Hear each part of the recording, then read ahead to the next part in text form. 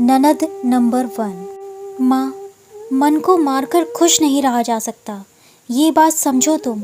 रोमा अपनी माँ सुजाता जी से बोली। तो मैं कौन सा उसका मन मार रही हूँ, जो चाहती वो कर तो रही है। सुजाता जी तुनक कर बोली। ये मन मारना ही तो है माँ।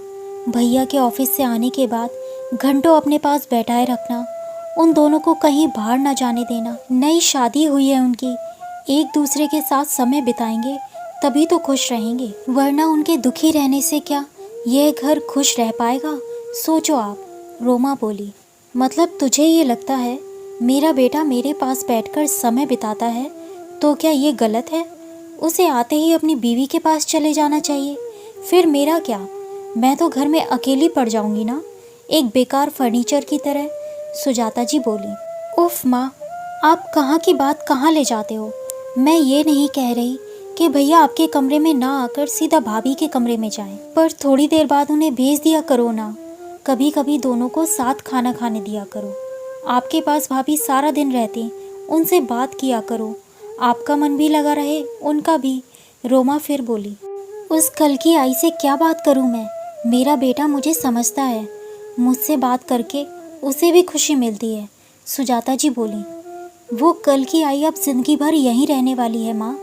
मैं अपने ससुराल में हूँ, भैया सारा दिन जॉब पर रहते हैं, बच्ची कौन? आपके पास बस भाभी। उन्हें दिल से अपनाओगी तो वो भी आपको अपनाएंगी, वरना एक गांठ पड़ जाएगी आप दोनों के रिश्ते में, जिससे भैया सबसे ज़्यादा परेशान रहेंगे। रोमा फिर बोली। आप भाभी को मेरी तरह अपने सुख दुख का साथी बनाओ। अच्छा ये बताओ, जब आपकी शादी हुई थी आप नहीं चाहती थी पापा आपके साथ ज़्यादा वक्त बिताएं? आपको नहीं लगता था दादी आपको प्यार से सब सिखाएं, जैसे नानी सिखाती थी आपको?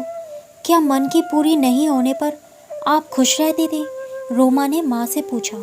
अरे तेरी दादी तो चाहती नहीं थी तेरे पापा उन्हें छोड़कर मेरे पास आएं, और कोई गलती होने पर कितना सुनाती थी वो मुझे। सिनेमा का कितना शौक था, पर तेरी दादी ने कभी जाने ही नहीं दिया कि बहुएं अच्छी नहीं लगती ऐसे सिनेमा देखने जाते हुए। सुजाता जी जैसे अतीत में खो गई। माँ, आपको नहीं लगता आप भी कहीं ना कहीं भाभी के साथ यही कर रहे हो? रोमा माँ की गोदी में लेटती हुई बोली। ओह, सही कहा तूने। कम उम्र में तेरे पापा मेरा साथ छोड़ गए, अकेले तुम्हें पाला पोसा। तुम्हारी शादी के बाद तुम दूर चली गई, फिर मुझे लगने लगा कहीं सुमित भी मुझसे दूर ना हो जाए शादी के बाद। अपने इसी स्वार्थ में मैं मोहिनी के साथ तो अन्याय कर ही रही थी, साथ साथ सुमित के साथ भी। सुजाता जी बोली। माँ, हम सब आपको बहुत प्यार करते हैं। आपने हमारे लिए जो त्याग किए हैं सब याद है हमें।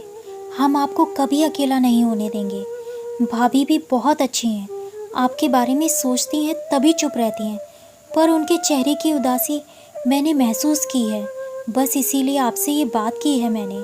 रोमा बोली। मुझे अपनी गलती का एहसास है बेटा, साथ ही ये खुशी भी है कि मेरी लाडो इतनी समझदार हो गई है जो अपनी माँ को गलत करने से रोक रही है। सुजाता जी बेटी का माथा चूमते हुए बोली। बाहर मोहिनी जो चाय लेकर आ रही थी ये बातें सुन उसकी आंखें भर आईं। वो खुद से सोचने लगी, कौन कहता है ससुराल में बेटी अकेली होती है?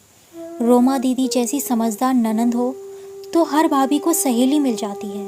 और मम्मी जी ठीक हैं, थोड़ी सी गुस्से वाली हैं, पर उनका सोचना भी गलत नहीं है। मैं खुद आगे बढ़कर अब अपनी इस सुंदर सी ससुराल रूपी बगिया में खुशी के फूल खिलाऊंगी। लीजिए मम्मी जी, दीदी चाय पीजिए। कमरे में आ मोहिनी बोली। आइए ना भाभी, आप भी हमारे साथ पीजिए। रोमा बोली। वो दीदी, खाने की तैयारी करने की सोच रही हूँ, मम्मी जी की पसंद के पनीर के कोफ्ते बना लूँ। मोहिनी बोली। कोई ज़रूरत नहीं कोफ्ते बनाने की, तुम चाय पियो फिर तैयार हो, सुमित आता ही होगा। आज घूम आओ थोड़ा, खाना बाहर ही खा आना, यहाँ हम देख लेंगे। सुजाता जी बोली। नहीं मम्मी जी, घूमने जाएंगे तो सब साथ। मोहिनी बोली। नहीं भाभी, आपकी नई शादी है, आपको भैया के साथ अपना रिश्ता मजबूत करना चाहिए, उनके साथ समय बिताकर। रोमा प्यार से बोली। दीदी, रिश्ता तो आप सबके साथ भी मजबूत चाहती हूँ मैं। मोहिनी रोमा का हाथ पकड़ते हुए बोली। देखा माँ, कितनी समझदार भाभी है मेरी। रोमा भाभी को प्यार से गले लगा बोली। हाँ, तो बहू किसकी है आखिर? सुजाता जी हंसते हुए बोली और बेटी बहू को गले से लगा लिया। आज मोहिनी का चेहरा सच में खिले फूल जैसा हो गया था। दोस्तों, सुजाता जी की तरह बहुत सी माँओं की सोच होती है कि शादी के बाद बेटा दूर हो जाएगा, पर अगर ज़रा सी समझदारी से चला जाए तो बेटा तो अपना रहता ही है, बल्कि बहू के रूप में एक बेटी, एक दोस्त भी मिल जाती है। दोस्तों, कहानी पसंद आई हो तो चैनल को सब्सक्राइब ज़रूर करें। धन्यवाद।